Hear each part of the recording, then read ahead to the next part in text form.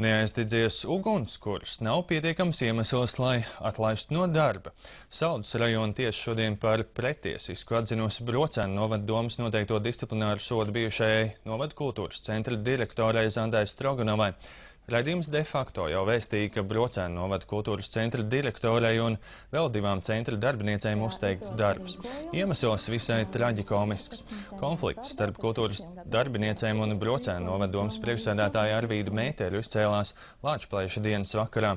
Brocēnu vidusskola rīkoja lāpu gājienu un pasākumu kulminācijā bija iecerēta himnas dziedāšana un ugunskura aizdegšana. To aizdegt vajadzēja domas priekšsēdētājiem, taču ovāciju vietā Mēteris savu vēlētāju priekšā esot piedzīvojis kaunu un negodu. Ugunskurs tā arī neaizdegās. Tādēļ domas vadība kultūras centra vadītājai izteica aizrādījumu par vairākiem pārkāpumiem, tostarp darba organizācijā, un pēcāk darbu uzteica. Saldus rajona tiesas lēmumu gan vēl iespējams pārsūdzēt. Piebildīšu, ka tiesas ceļā taisnību meklē arī pārējās no darba atbrīvotās darbinieces.